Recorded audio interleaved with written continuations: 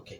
మనము ఇంతకుముందు క్లాసులో ద్వీపకల్ప నదులు పశ్చిమ కనుమల్లో జన్మించి ఏనన్నా పశ్చిమ కనుమల్లో జన్మించి తూర్పుకెళ్ళే ప్రయాణించే నదులు గుర్తించాము. ఇప్పుడు ప్రస్తుతము పడమర దిశకు ప్రయాణించే నదులు చర్చిస్తున్నాం. ఏ నదులు? పడమర దిశకు ప్రయాణిస్తున్న ప్రముఖ నదులు.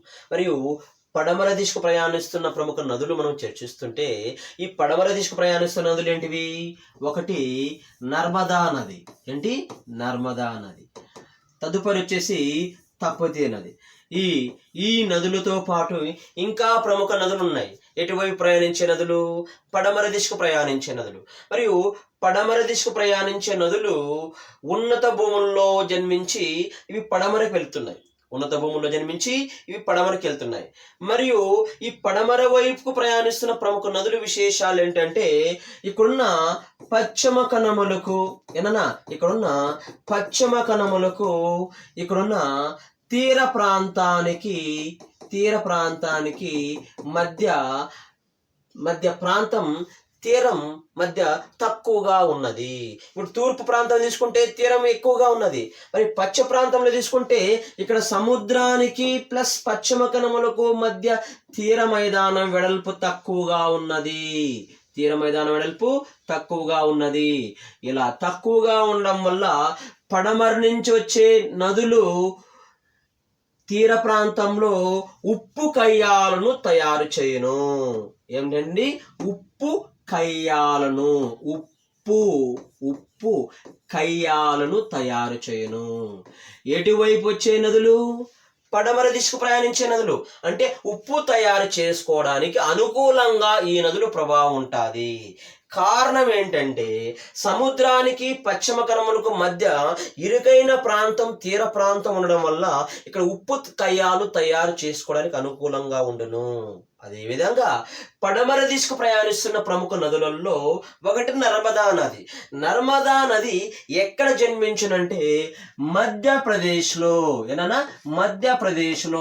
అమరకంటిక్ అనే ప్రాంతంలో జన్మించును. అమరకంటిక్ అనే ప్రాంతంలో జన్మించి మధ్యప్రదేశ్ ద్వారా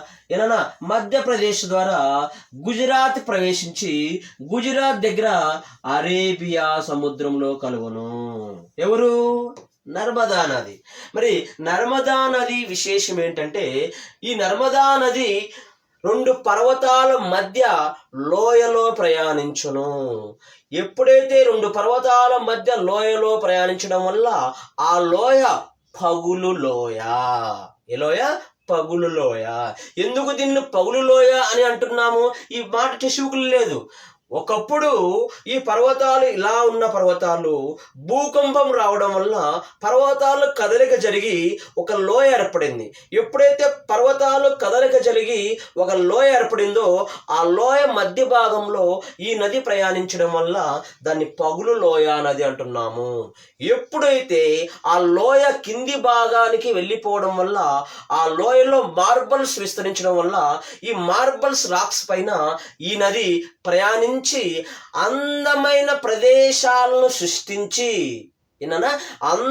ప్రదేశాలను సృష్టించి వేటి మధ్య? పైన ఉన్న పర్వతాలు, వింధ్య పర్వతాలు, ఇటు పక్కన దక్షిణ దిశలో ఉన్న పర్వతాలు సాత్పురా పర్వతాలు. ఆ వింధ్య సాత్పురా పర్వతాల మధ్య నర్మదా నది పగులు లోయ గుండా ప్రయాణించి అందమైన ప్రదేశాలు సృష్టించి మార్బల్స్ రాక్స్ ద్వారా ఎగువ ప్రాంతం నుంచి దిగువ ప్రాంతానికి దూకిన సందర్భంలో జబల్పూర్ వద్ద ఒక జలపాతాన్ని ఏర్పాటు చేసింది. ఆ జలపాతం పేరు వచ్చేసి దూదర్ జలపాతము. ఇక్కడ ఎత్తు ప్రాంతం నుంచి దిగు ప్రాంతానికి ప్రయాణిస్తున్న సందర్భంలో దూదర్ అనే జలపాతం ఏర్పాటు చేసింది. ఏ నది? నర్మదా నది. ఏ రాష్ట్రంలో? మధ్యప్రదేశ్లో. ఏ ప్రాంతం వద్ద? జబల్పూర్ అనే ప్రాంతం వద్ద. ఎవరు? నర్మదా నది. అలా నర్మదా నది మధ్యప్రదేశ్ నుంచి గుజరాత్ నుంచి మరియు అరేబియా సముద్రంలో కలుగును. ఇక్కడ రచయిత పుస్తకంలో ఏమి రాయబడినది? నర్మదా నది పరివాహక ప్రాంతం. ఏనా నర్మదా నది పరివాహక ప్రాంతం. మరి పరివాహక ప్రాంతం అంటే ఏంటి? నర్మదా నది ఏ ప్రాంతాలలో ప్రయాణించునో ఆ ప్రదేశాన్ని పరివాహక ప్రాంతం అంటున్నాం. మరి నర్మదా నది పరివాహక ప్రాంతం వచ్చేసి మనం తీసుకుంటే మరియు ఇది మధ్యప్రదేశ్ అనే ప్రాంతంలో దీని పరివాహకం ఉన్నది, ప్లస్ గుజరాత్ రాష్ట్రంలో దీని పరివాహకం ఉన్నది. ఈ నది పరిశుభ్రత చేయడానికి మధ్యప్రదేశ్ ప్రభుత్వము నమామి దేవి నర్మదా అనే పథకాన్ని ఏర్పాటు చేసింది. ఏనన్నా మనం చూస్తే నమామి దేవి నర్మదా అనే పథకాన్ని ఏ రాష్ట్రం ఏర్పాటు చేసింది? మధ్యప్రదేశ్ ఏర్పాటు చేసింది. దేనిని శుద్ధి చేయడానికి? నర్మదా నదిని శుద్ధి చేయడానికి, అంటే నర్మదా నదిని కలుషితం తగ్గించడానికి నమామి దేవి నర్మదా అనే ప్రోగ్రాంను మధ్యప్రదేశ్ ప్రభుత్వం ఏర్పాటు చేసినది. అదేవిధంగా ఈ నది పడమర దిశకు ప్రయాణిస్తున్న నదులలో అతి పొడవైన నది నర్మదా నది. దీనికి మరొక పేరు పగులు లోయ నది. దీనికి మరొక పేరు ఏంటన్నా? పగులు లోయ నది. ఇది ఏ పర్వతాల మధ్య ప్రయాణించును? వింధ్య సాత్పురా పర్వతాల మధ్య ప్రయాణించును. ఇది ఏ ప్రదేశంలో జన్మించును? మధ్యప్రదేశ్లో అమర్కంటిక్ అనే ప్రాంతంలో జన్మించును. అదేవిధంగా పడమర దిశకు ప్రయాణిస్తున్న నదులలో మరొక నది తపతీ నది. మరొక నది ఏంటన్నా? తపతీ నది. ఈ తపతీ నది ఇది కూడా ఎక్కడ జన్మించింది? మధ్యప్రదేశ్లోనే జన్మించింది. ఇది కూడా ఎక్కడ జన్మించిందమ్మా? మధ్యప్రదేశ్లో జన్మించింది. మధ్యప్రదేశ్లో ఏమన్నా? మధ్యప్రదేశ్లో బేతుల్ అనే ప్రాంతంలో జన్మించింది. బేతుల్ అనే ప్రాంతంలో జన్మించింది. ఏది? తపతీ నది మధ్యప్రదేశ్లో బేతుల్ అనే ప్రాంతంలో జన్మించి మధ్యప్రదేశ్ ద్వారా మహారాష్ట్రకు ప్రవేశించి మహారాష్ట్ర ద్వారా గుజరాత్ వద్ద అరేబియా సముద్రంలో కలువను. ఎక్కడ కలువను? అరేబియా సముద్రంలో కలువను. ఎవరు? తపతీ నది. ఈ తపతీ నది పరివాహకం అంటే ఏం చెప్తారు మీరు? మధ్యప్రదేశ్లో పరివాహకం ఉంది, మహారాష్ట్రలో పరివాహకం ఉంది, గుజరాత్లో పరివాహకం ఉంది. మధ్యప్రదేశ్లో పరివాహకం ఉంది, మహారాష్ట్రలో పరివాహకం ఉంది, గుజరాత్లో పరివాహకం ఉంది. ఏ నది? తపతీ నది. ఈ నది కూడా పగులు లోయ నది.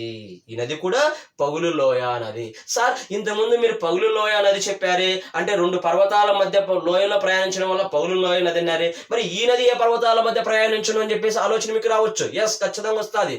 మరియు ఏ పర్వతాల మధ్య ప్రయాణించనంటే ఈ నర్మదా నదికి ఉత్తరాన సాత్పురా పర్వతాలు మరియు నర్మదా నదికి దక్షిణాన అజంతా పర్వతాలు కలవు. అజంతా పర్వతాలు కలవు. అంటే సాత్పురా పర్వతాలు, అజంతా పర్వతాలు మధ్య లోయలో ఈ తపతీ నది ప్రయాణించడం వల్ల ఈ నదిని పగులు లోయ నది అంటున్నాము. ఈ నదులతో పాటు పడమర దిశకు ప్రయాణిస్తున్న ప్రముఖ నదులు ఉన్నాయి, వాటిని చర్చిద్దాము.